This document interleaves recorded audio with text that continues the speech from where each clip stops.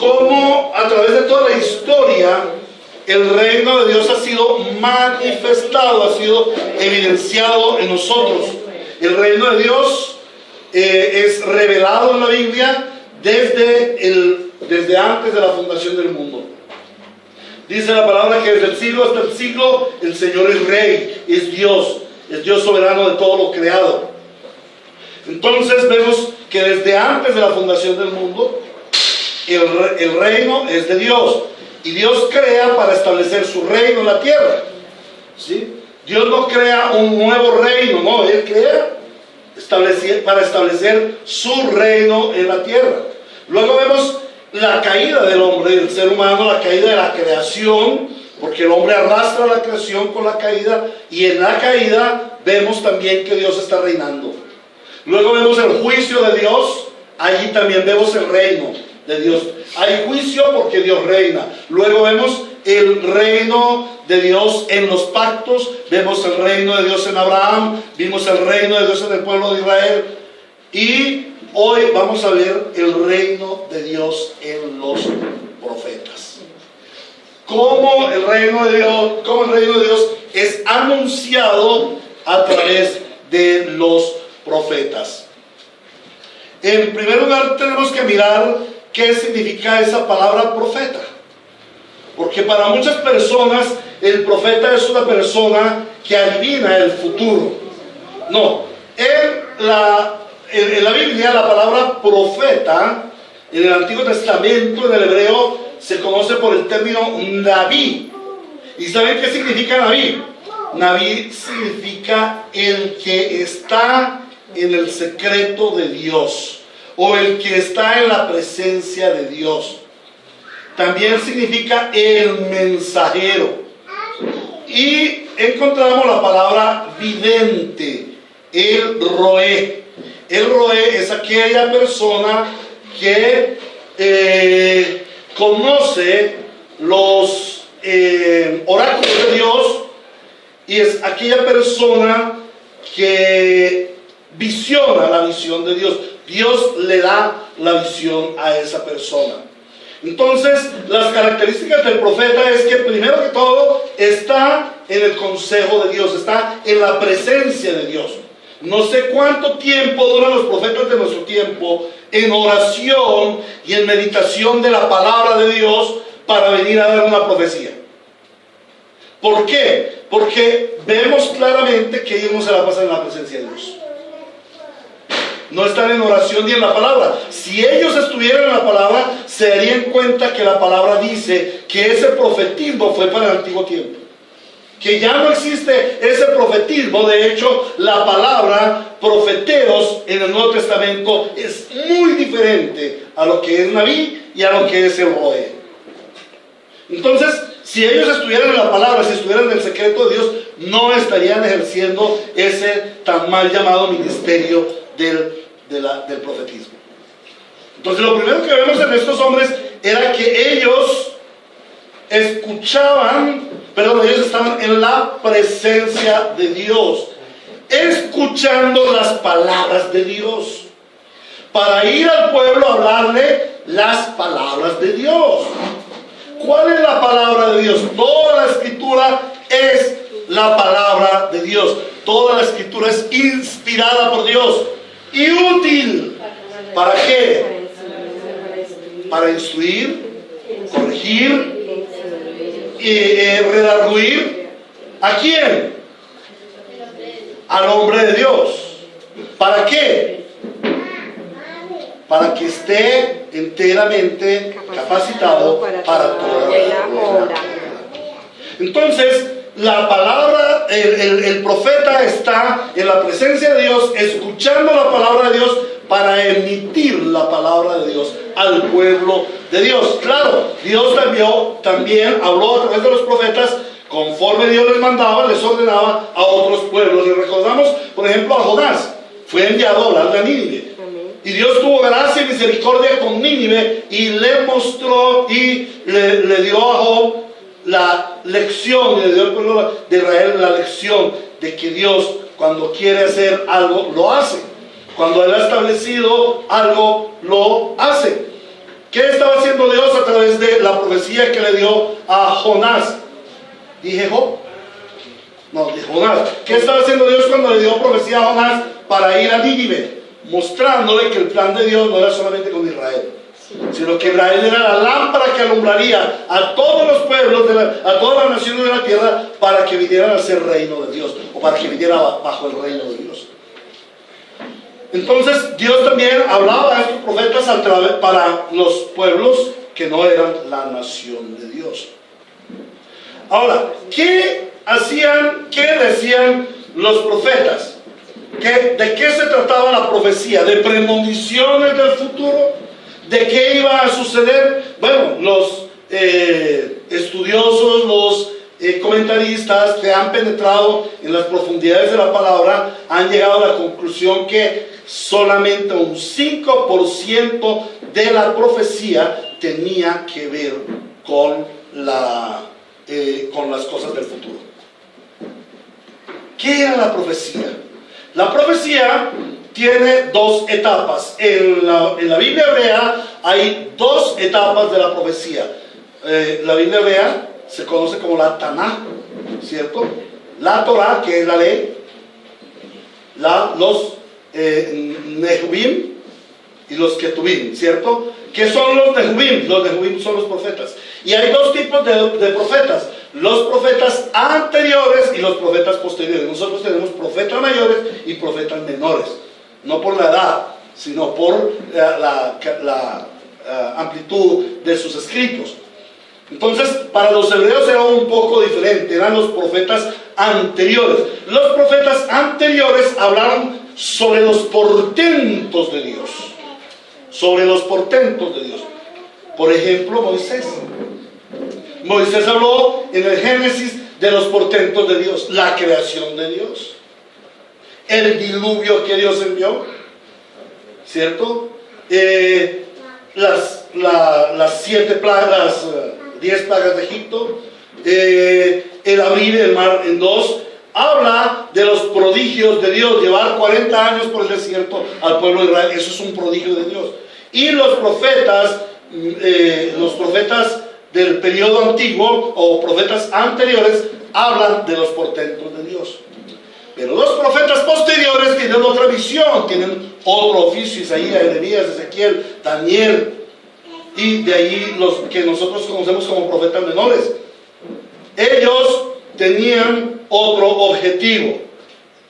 ¿De qué hablaban estos profetas? Estos profetas hablaban del reino de Dios. ¿Y qué hablaban del reino de Dios? Recuerdan que la semana pasada nuestro hermano Carlos nos enseñaba acerca del fracaso de los reinos humanos. No es el fracaso del reino de Dios. No es que Dios haya fracasado al poner a David, al poner a Salomón o a Jeroboam como reyes. Y me acuerdo que nos decía que todos los reyes de Israel fueron malos.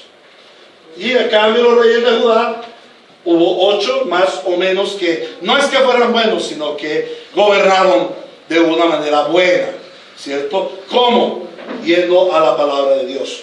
Pero el resto eran gobernantes, eran reyes que estaban en contra de Dios. ¿Qué fue lo que sucedió? Vamos a mirar algunos aspectos de la época de Israel. En la época de Israel y de Judá, ¿recuerdan? Se dividieron los reinos: Israel al norte con 10 tribus, Judá al sur con 1 tribu y media.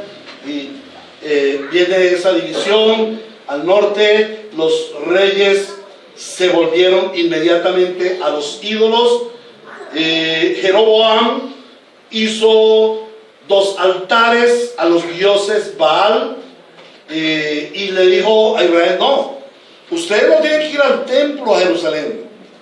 Aquí tienen sus dioses, los dioses que los sacaron de Egipto. ¿Se acuerdan cuando Aarón les presentó el becerro de oro al pueblo de Israel y dijo: mira, este es el Dios que te sacó de Egipto? Esto lo viene a repetir Jeroboam. No vayan ustedes allá a Jerusalén, ¿Por qué él decía que no fueran a Jerusalén? Porque él tenía un gran temor de que esas 10 tribus que estaban bajo su gobierno se fueran a Israel, se fueran a Judá y pertenecieran a la otra nación y algún día se engrandecieran y los derrotaran. Esos eran los temores. Entonces ponemos en los lugares altos dioses para que el pueblo vaya y adore. Y claro, el pueblo fue y adoró. También él pagó profetas de estos dioses a nombre del Señor Yahvé para que profetizaran en nombre de Yahvé. Entonces el Señor envía profetas a este pueblo. ¿Qué características tiene esta época? Las características son las siguientes. Primero, el pueblo se vuelve a los ídolos. Eso quiere decir que abandonaron al Dios viviente y verdadero, al Dios revelado. Y si abandonaron al Dios revelado, y se dice que el reino de Dios es ¿qué? El pueblo de Dios, pero ellos abandonaron a su Dios.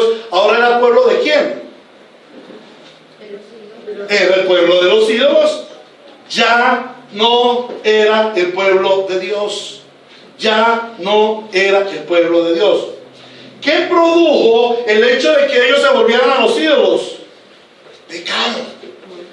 El hecho de la idolatría en sí ya era pecado, pero ese pecado les condujo a la multiplicación del pecado en su tierra.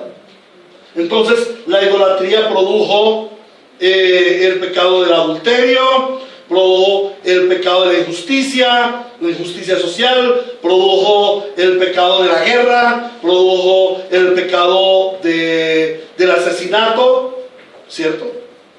Entonces se multiplicó el pecado en esta tierra.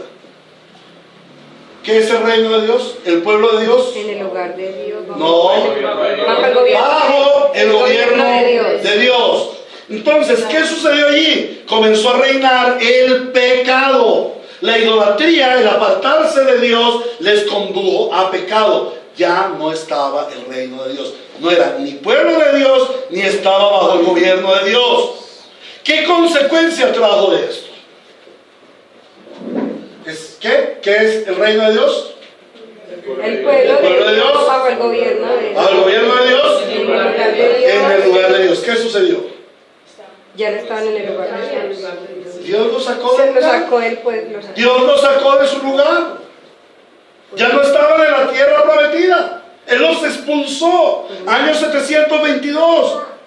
Saca a Israel de su tierra y lo lleva cautivo de Egipto. A Babilonia. De los asirios. Luego, en el año 604, tanto se había vuelto Judá como Israel. No tardaron sino 120 años en acabar de corromperse. Pero también se corrompió Judá. ¿Y qué hizo el Señor con Judá? Lo llevó cautivos a Babilonia. O sea, ya no estaban en el lugar de Dios. Ya no eran pueblo de Dios, bajo el gobierno de Dios, ni estaban en el lugar de Dios. Por ende, no tenían la bendición no de Dios. tenían la bendición de Dios. Entraron a ser maldición. Cuando el pueblo se vuelve a los ídolos, el Señor les envía profetas. Cuando el pueblo vive bajo pecado, el Señor les envía profetas. ¿Y qué hacen los profetas? ¿Profetizar del futuro? No, los profetas profetizan sobre el reino de Dios. Los profetas vienen a hablar de parte de Dios lo que Dios les dijo acerca de su reino. ¿Y qué les dice? Arrepiéntanse. Hay 4 elementos que tienen los profetas de parte de Dios para el pueblo. Primer elemento, evidencia su pecado. El primer elemento del profeta es que evidencia el pecado del pueblo, la queja del Señor. Y hay muchas quejas en el Antiguo Testamento. Discúlpeme, yo traía una serie de versos, pero eso sí los olvidé, no tengo la suficiente retentiva, la suficiente memoria. Entonces, hay una serie de reclamos que hace el Señor. Por ejemplo, vamos a ver el de Oseas 4. Oseas 4:6. Es uno que me acuerdo ahora. ¿Sí? ¿Qué dice? Por cuanto que mi pueblo se pierde, ¿por qué? Por falta de conocimiento. Desecharon mi ley. ¿Quién lo tiene? Léalo, por favor. Mi pueblo fue destruido porque le faltó conocimiento. Por cuanto desechaste el conocimiento, yo te echaré del sacerdocio. Y porque olvidaste la ley de tu Dios, también yo me olvidaré de tus hijos. Amén. Aquí el Señor está haciendo un reclamo. Y son muchos los reclamos. El Señor dice, ya no quiero sacrificios. Yo no quiero nada de las religiosidades que ustedes tienen. No lo quiero. Yo no lo quiero. Estoy aburrido con ustedes. Porque me adoran falsamente, me adoran de labios. Pero su corazón está bien lejos de mí. Y el Señor frecuentemente hace el reclamo a su pueblo acerca de su comportamiento al haber abandonado el reino de Dios, al haber dicho, Dios, yo no quiero su gobierno, yo quiero ir a someterme a los Baales, yo quiero inclinarme al gobierno del mundo, yo quiero inclinarme al gobierno del pecado. La pregunta es, ¿cuántos de los profetas de nuestros tiempos dicen estas cosas? No, ellos vienen haciendo premoniciones del futuro y hablan paz, paz, pero paz no habla. ¿Cuál es la primera obra o lo primero que el Señor le dice a los profetas que vayan y hagan? Vayan y evidencien el pecado de mi pueblo, que ellos no sean ignorantes de por qué yo estoy enojado. El Dios de la Biblia es un Dios que comunica, que permanece en constante comunicación. Los ídolos son mudos, los ídolos no hablan. Y el Señor expresa a través de los profetas su enojo con el pueblo porque se han salido del cauce de Dios, porque se han salido del gobierno de Dios, porque ya no pueden estar más en su tierra, la que Él les prometió, porque han corrompido de nuevo la tierra que el Señor les entregó. Entonces Él les evidencia su pecado. Pero después de evidenciarles su pecado, ¿qué hace el Señor? Les llama al arrepentimiento. Entonces el Señor les dice, cambien su manera de pensar y de vivir. Aléjense de los Baales. Devuélvanse de los ídolos. Practiquen la justicia, la santidad, la verdad. No engañen al pobre. No humillen al pobre, no le roben al pobre. El Señor está muy interesado en los pobres, entonces yo como soy pobre, Dios me quiere por ser pobre. No. Es que la pobreza es la evidencia de la maldad, es la evidencia del gobierno del pecado del mundo. Ayer oí en las noticias que nuestra hermana República de Venezuela está pasando por una crisis terrible en donde aproximadamente el 78% de sus ciudadanos son pobres, están en pobreza, que no tienen comida, que puede que se ocurra una revolución social porque la gente con hambre tiene que hacer algo. Ellos no tienen comida, hay vandalismo. Pero ¿por qué sucede esto? Por la proliferación del pecado en nuestra hermana República de Venezuela. Eso hace que nosotros seamos menos pecadores, porque quizás aquí no hay un 78%. En Colombia, en realidad, pobreza absoluta no hay, sino como un 30% no más. 30% no más.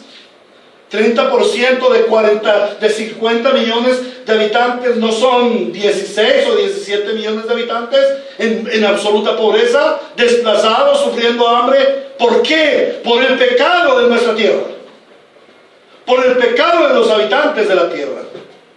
Por eso la predicación del Evangelio evidencia el pecado, pero también convoca al arrepentimiento.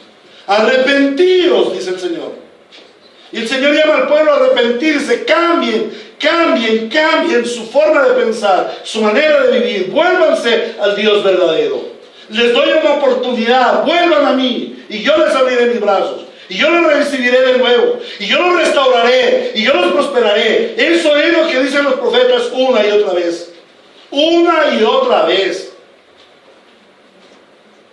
Entonces, primer elemento de la profecía veterotestamentaria: evidencia el pecado. Segundo elemento de la profecía veterotestamentaria: convoca el arrepentimiento. Tercer elemento de la profecía veterotestamentaria: le anuncia al pueblo el castigo por su pecado.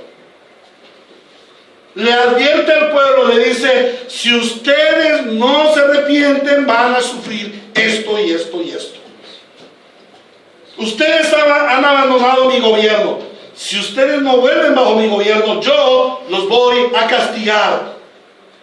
Dios envía a los profetas para advertir el castigo. Entonces les dice: ustedes van a sufrir a mano de los babilonios, de un pueblo extranjero. Ellos los van a someter, ellos los van a trillar como al trigo. Ustedes van a sufrir, van a ser parias y extranjeros. Y eso es lo que hace el Señor al enviar a los profetas. Hablan los profetas de hoy de estas amonestaciones del Señor, de este llamado del Señor al arrepentimiento y de este anuncio del castigo porque el pueblo se ha desviado del reino de Dios. Es que, hermano, la iglesia de nuestro tiempo no está visionando el reino de Dios. Ahora veníamos hablando con los muchachos en el carro. Hablábamos de que hoy en día casi no se predica del reino de Dios. Se evita predicar del reino de Dios en las iglesias. ¿Por qué? Porque están enfocados en el reino de este mundo. La teología de la prosperidad está enfocada en el reino de este mundo. Vivir bueno en este mundo, no importa lo que cueste. Y eso es idolatría, porque le están idolatrando al mundo y sus placeres. Eso es pecado, porque los sentimientos de su corazón son pecaminosos. Y los deseos, la codicia de sus ojos son pecaminosos. Y la vanagloria de la vida es pecaminosa.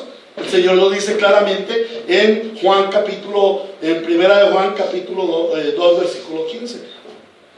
No améis las cosas del mundo ni lo que está en el mundo.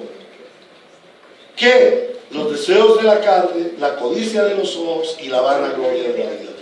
Porque estas cosas no son del Padre, no son del reino de Dios.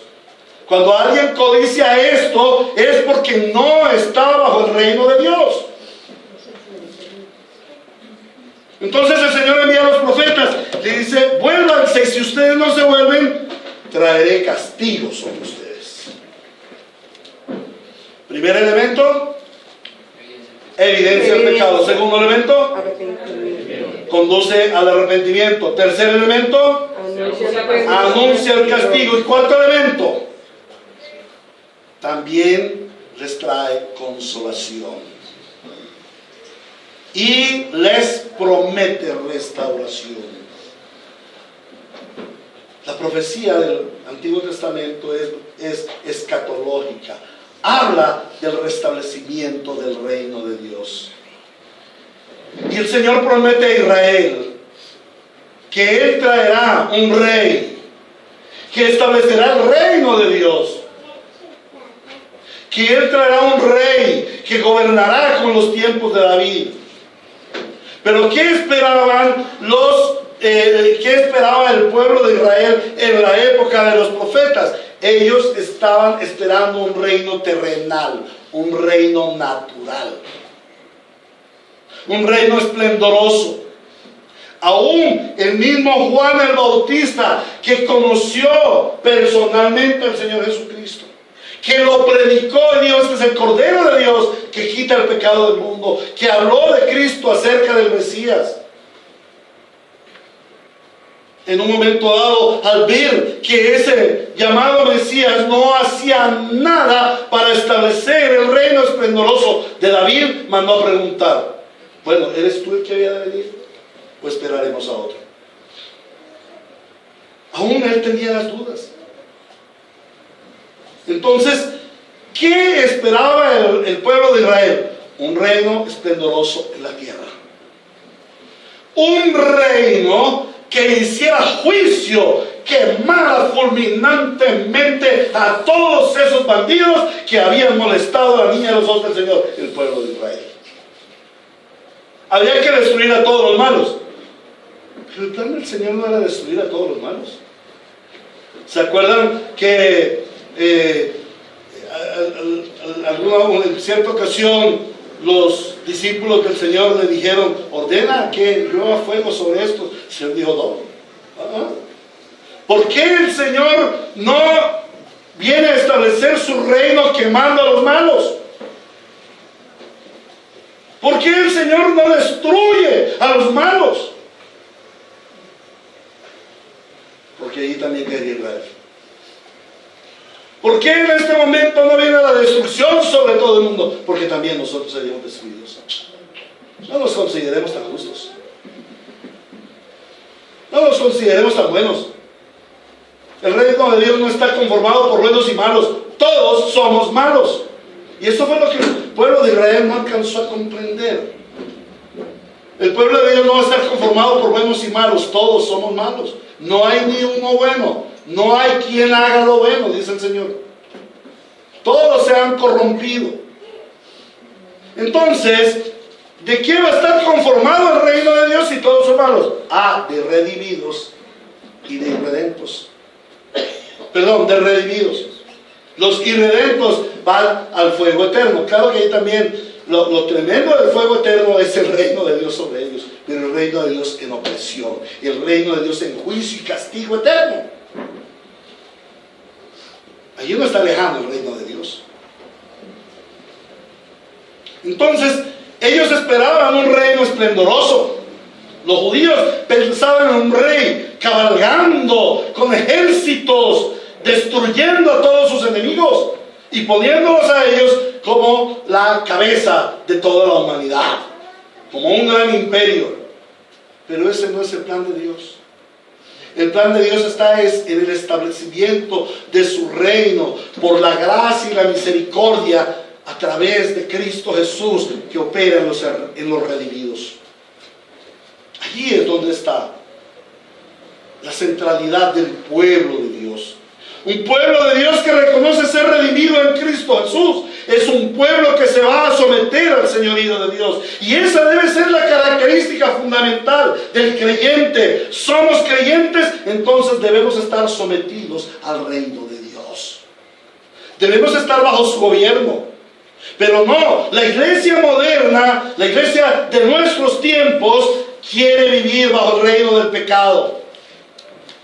Quiere tener un reinito en este mundo. Quiere establecer reinito en cada cosa que hace. Por eso nosotros parecemos perros, orinando y marcando territorio. Este territorio es mío y nadie pasa de allí. Por eso la iglesia no está unida. Porque se la pasa pensando más en su reinito personal que en el avance del reino de Dios. Por eso la iglesia no avanza. Porque desconoce qué es el reino de Dios. Hermanos, estamos confrontados. Nosotros aquí estamos confrontados con el reino de Dios. No es en vano que estemos aquí aprendiendo acerca del reino de Dios. Carlos me preguntó un día, me dijo: pastor, ¿y cuál es el material que usted está usando para el reino de Dios? Le dije: la Biblia, hermano. No tenemos otro. Porque no es el tema de la iglesia. El reino de Dios no es el tema de la iglesia. No hay mucho material sobre el reino de Dios. Entonces, ¿a dónde tenemos que acudir? A la fuente principal, a la Sagrada Escritura. Amén. Y gracias a Dios porque le dio el trazar correctamente todas estas enseñanzas que nos diste. Todas fueron ajustadas a la palabra. Amén. Ahora nosotros estamos confrontados con la iglesia, en la iglesia, con nuestro compromiso a ser del reino de Dios, a tener conciencia de reino, a saber que nosotros estamos en un reino. Esta es una gran responsabilidad. Porque nosotros debemos vivir para el reino.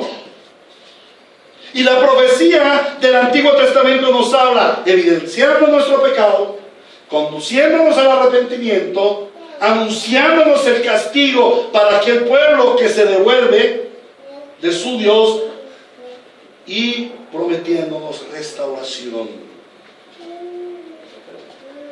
El Señor promete la restauración para su pueblo, pero no es esa restauración que los judíos piensan.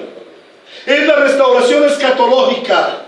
Es una restauración que va más allá. Posiblemente ellos pensaban que después de los 70 años de cautiverio en Babilonia iban a volver a un Israel resplandeciente. ¿Y a qué volvieron? De todos los que se fueron, de todos los que fueron expulsados, más de 3,5 millones de judíos entre Israel y Judá, ¿cuántos volvieron a Jerusalén? Muy pocos. Muy pocos. ¿Y a qué volvieron? A ver sus ruinas, a llorar sobre sus ruinas, a ser dominados por los extranjeros. Casi 100 años para levantar los muros de Jerusalén, para restaurar el culto, andando como con grilletes. Entonces, ¿cuándo va a venir el reino de Dios? Bueno, les va a nacer un niño. Dice, porque nos ha nacido un niño, se nos ha concedido un hijo. La soberanía, o sea, su reinado, reposará sobre sus hombros. Será soberano de todo. Y se le darán estos nombres: Consejero admirable, Dios fuerte, Padre eterno, Príncipe de paz. ¿A quién se refiere? A Jesucristo el Señor. Amén. Él recibe estos nombres. Se extenderán su soberanía y su paz y no tendrán fin. Gobernará sobre el trono de David y sobre su reino, para establecerlo y sostenerlo. ¿Cómo? Con justicia y rectitud. La pregunta es, ¿la iglesia de nuestro tiempo es el reino establecido de Cristo? Sí. ¿Por qué es el reino establecido de Cristo? Porque somos un pueblo establecido en la justicia, aunque obremos injusticias. Porque nuestra justicia es imputada en Cristo. Y delante de Dios no somos rectos, pero Él nos mira como rectos. Sin embargo, ¿cuál es el propósito de Dios? Oseas, capítulo 2, versículo 14.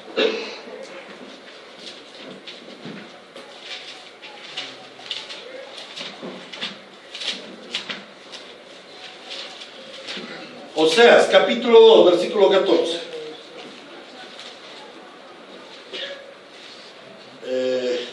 Perdón. Habacuc. Me equivoqué, hermanos.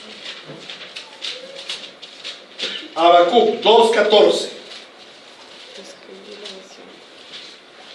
Porque así como las aguas cubren los mares, así también se llenará la tierra del conocimiento de la gloria del Señor. Esa es la profecía. El conocimiento de la gloria del Señor llenará esta tierra. Una tierra llena de la gloria del Señor. La pregunta es si la iglesia está llenando la tierra de la gloria del Señor. La pregunta es, esta iglesia bíblica reformada, esta iglesia que dice amar a Dios, ¿es una iglesia que está llenando la tierra de la gloria del Señor como las aguas cubren la mar? Eso esperamos. ¿Tu vida está llenando la tierra de la gloria del Señor como las aguas cubren la mar? Esa es la exhortación que nos trae el Señor. Esa es la restauración. Ese es el verdadero Israel, el Israel escatológico. Israel era Israel nacional. Y de ese Israel nacional, Dios sacó su remanente, el Israel espiritual. La nación de Israel se acabó. En el año 70 después de Cristo fue expulsada de su tierra. Pero la nación de Israel, la verdadera Israel, continuó ¿cómo? A través de su iglesia. El pueblo no se ha acabado, el pueblo sigue siendo el mismo. es el pueblo de Dios Bajo el gobierno. bajo el gobierno de Dios, en el lugar de Dios, Con la bendición. con la bendición de Dios. La profecía apunta a Cristo como el rey, el que va a tomar el trono. Pero ¿cómo toma ese trono? Primero libertando a los cautivos, cautivos del pecado, porque si los cautivos del pecado no son libertados, no puede haber justicia en la tierra, no puede haber santidad en la tierra, por ende la tierra no será llena de la gloria del Señor como las aguas cubren la mar. Pero cuando Cristo vino, nos libertó, y conoceréis la verdad, y la verdad os hará libres. Y si a mí os libertare, seréis verdaderamente libres. ¿Hemos sido libres de qué? Del pecado.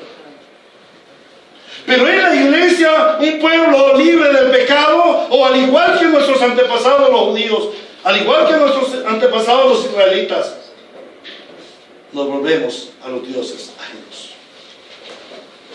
Y esta mañana tenía que orar eso. Señor, perdóname, porque tengo la tendencia a devolverme a los dioses ajenos, porque tengo la tendencia de ir a Baal, de ir a Mamón, de ir a los dioses ajenos. Perdóname, porque mi pecado es volverme a los dioses ajenos, a los dioses, a los ídolos, fruto de mi imaginación.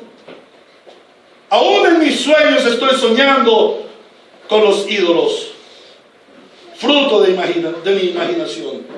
Perdóname, Señor, porque tú quieres establecer un pueblo justo, un pueblo santo en esta tierra. Un pueblo que sea tu pueblo y un pueblo que diga, tú eres mi Dios.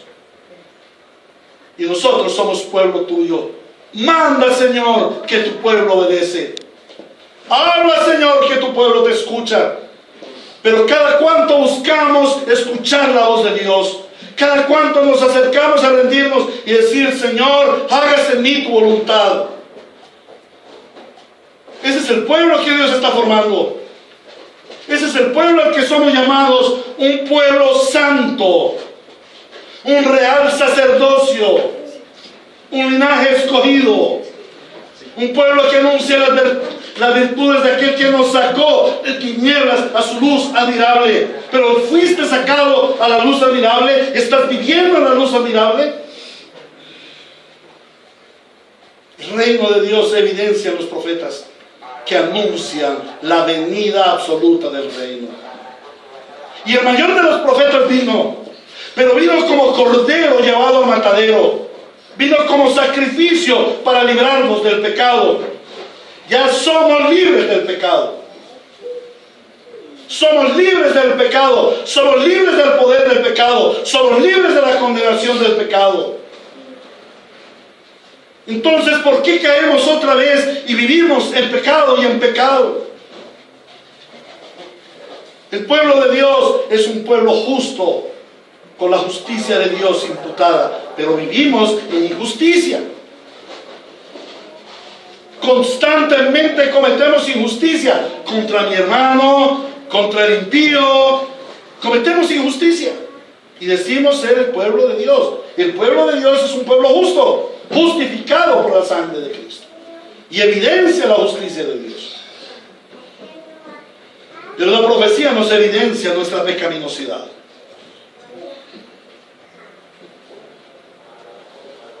Cuando nosotros vemos el reino de Dios en los profetas, tenemos que ver que Él tiene un reino escatológico. Pero ese reino escatológico comienza con la primera venida de nuestro Señor Jesucristo. La restauración del verdadero pueblo de Israel.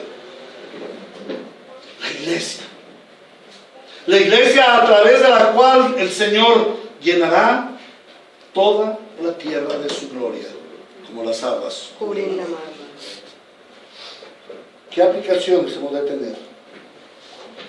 Hermanos, si escuchamos hoy su voz, no seamos tan duros como lo fue Israel. Hermanos, consideremos nuestro pecado y busquemos santidad en toda la verdad. Decimos amar a Dios, pero no estamos ligados a Dios. Este es un llamado para ligarnos más a Dios. ¿Cómo? A través de la Santa Escritura, a través de la oración, a través de los medios de gracia que el Señor nos ha concedido para vivir en su reino. Hermano, el miércoles, ¿cuántos estuvimos? 2, 3. Sí. ¿Por qué? Porque no hay una conciencia en el pueblo de darle la importancia a la palabra de Dios. En vano trabajan los trabajadores si Jehová no edifica la casa. En vano era la guardia si Jehová no guarda la ciudad. Oh, hermanos, es el tiempo de retornar a Dios. Si escuchas hoy su voz, no endurezcas tu corazón como nuestros padres en Meribá. Volvámonos a Cristo de todo corazón. Volvámonos al Señor. Escuchemos su palabra. Sigamos sus preceptos. Acompañémonos en el caminar hacia la vida eterna. Que no seamos cogidos desprevenidos. Que cuando entremos al cielo y miremos la gloria de Dios, huyamos espantados, porque no hemos visto la gloria de Dios. Cuando somos nosotros los llamados a llenar la tierra del conocimiento de la gloria del Señor, como las aguas sobre el mar. El miércoles enseñaba en el grupo y les decía, la iglesia dice, el Espíritu y la novia te decimos, ven Señor Jesús. ¿Qué tal que una voz desde el cielo retumbara y dijera, bueno, en 5 minutos estoy allá? ¿Nos vamos? ¿Estamos con Él? ¿Nuestra mente está ligada a Él? ¿Nuestro corazón está ligado a Él? Hermanos, Cristo viene pronto. Eso no es mentira. Cristo viene pronto. Ya se están dando señales. Habrán guerras y rumores de guerras. Claro, todavía no se entiende, dice el Señor. Habrán hambres, persecuciones a la iglesia. Y todo esto se está dando, hermanos. Y el Espíritu y la novia te decimos, ven Señor Jesús, pero retumba la voz en el cielo y dice, bueno, en 5 minutos estoy allá. ¿Cuántos estamos dispuestos a que Él venga por segunda vez? ¿Cuántos saben que Él va a venir por segunda vez? ¿Y a qué viene por segunda vez? Ese es el problema. Que no sabemos de Dios, no conocemos a Dios. Y por no conocer a Dios, el pueblo de Dios ha sido destruido. Pero tenemos un gran privilegio. Dios se está manifestando, se está revelando a nosotros. Nos está revelando su reino. Caminemos en Él. Amén. Oremos, hermanos. Amado Señor, tu palabra es la profecía que nosotros tenemos.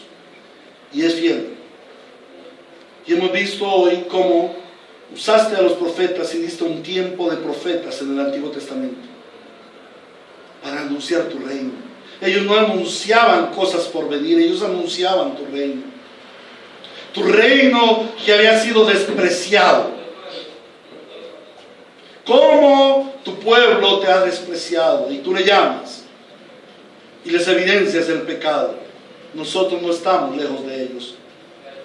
Al igual que Israel y Judá, muchas veces te despreciamos.